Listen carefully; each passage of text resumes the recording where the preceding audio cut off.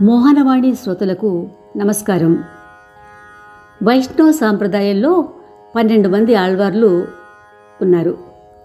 వారిలో ఒకరు విష్ణుచిత్తుల వారు. వారినే పెరియాళ్వార్ అంటారు. వారు పాండ్యరాజుకు శ్రీ మహావిష్ణువు యొక్క వైభవము తెలియజేశారు, భక్తితత్వం బోధించారు. వారి విష్ణుభక్తి, వారి తత్వాన్ని అర్థం చేసుకున్నటువంటి రాజు వారికి గొప్పగా సత్కారాలు చేసే సమయంలో వారిద్దరికీ కూడా శ్రీ మహావిష్ణువు యొక్క దర్శన భాగ్యం లభించింది. రాజుగారి కోరికపై ఆళ్వార్ల వారు వారే విష్ణువుని ఎల్లప్పుడూ చిత్తమునందు ధరించి వారి పట్ల నిండైన భక్తిగల విష్ణుచిత్తుల వారు శ్రీ విల్లుపుత్తూరులోనే నివసించసాగారు. అక్కడే శ్రీ మహావిష్ణువుని సేవిస్తూ ఉండేవారు. వారికి వారి ఇంట ఉన్నటువంటి తులసీవనంలో తులసి కోట దగ్గర ఒక పాప లభిస్తుంది. అంతవరకు సంతానం లేని విష్ణుచిత్తుల వారు వారి భార్య ఎంతో గారాభంగా అల్లారు ముద్దుగా పెంచుతారు. ఆ పాపకు గోదయ్ అని పేరు పెట్టి.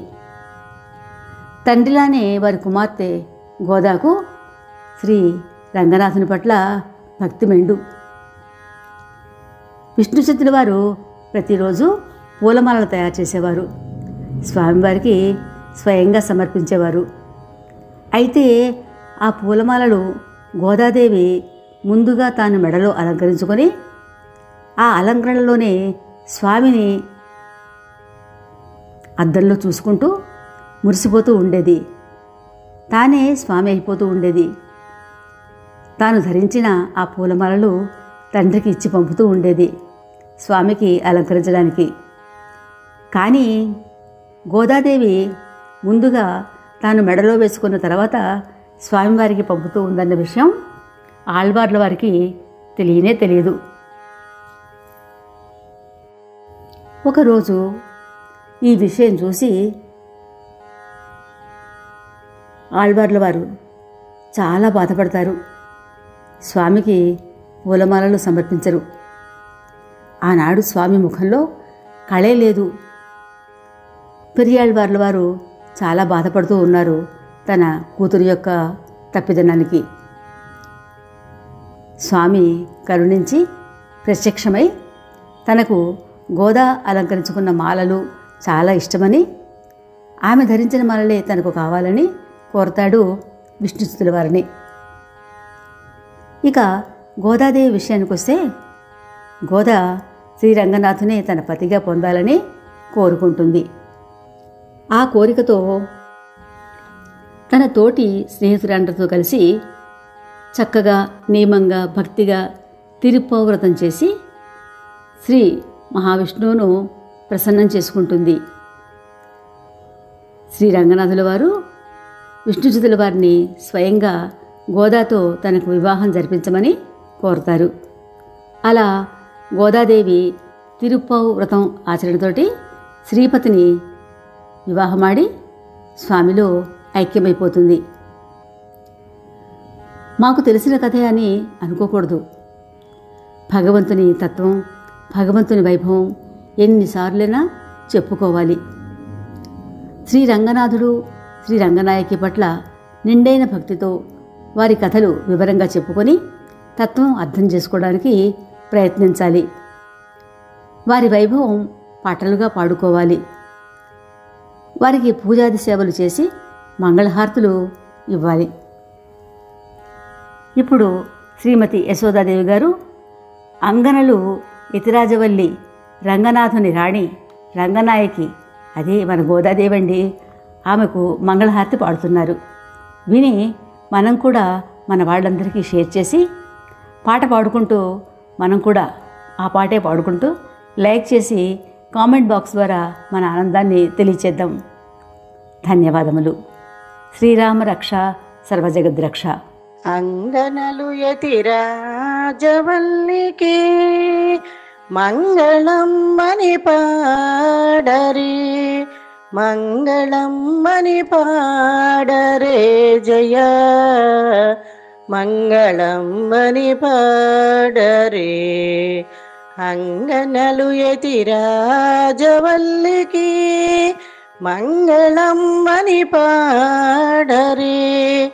మంగళం అని పాడరే జయ. మంగళం అని పాడరే. రంగనాథుని రాణి మగువకు రంగలోచన వేడరే. రంగనాథుని రాణి మగువకు రంగలోచన వేడరే.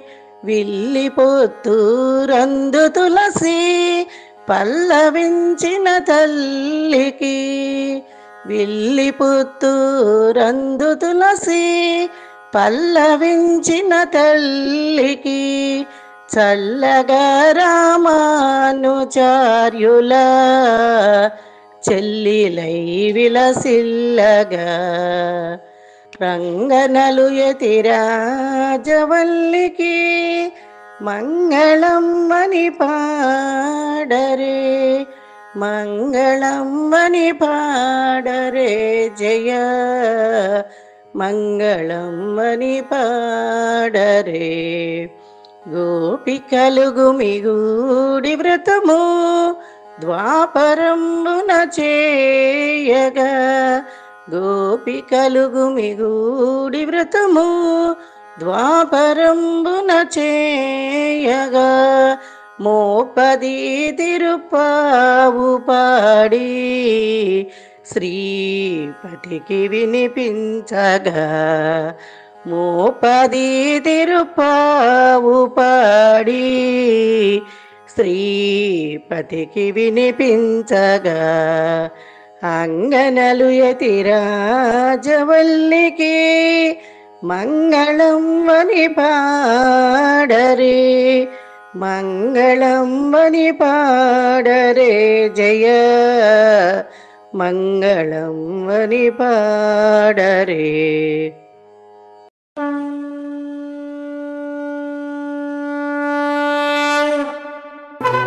వినుడు వినుడు శ్రోతలారా, మహాభారత కథలు మన మనుగడ కోసం అందించిన కథలు.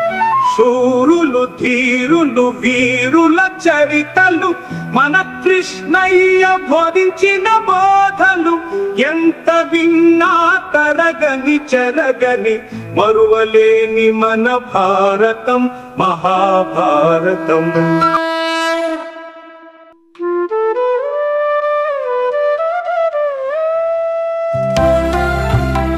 సత్సంగం సత్సంగం భగవంతుని లీలలు, సాధు సత్పురుషుల గాథలు, మహాత్ముల జీవిత గాథలు. భగవంతుని తత్వం తెలుసుకునే ప్రయత్నమే సత్సంగం. ఈ సత్సంగం వినండి, వినిపించండి, వింటూనే ఉండండి. సత్సంగం ఈ సత్సంగం.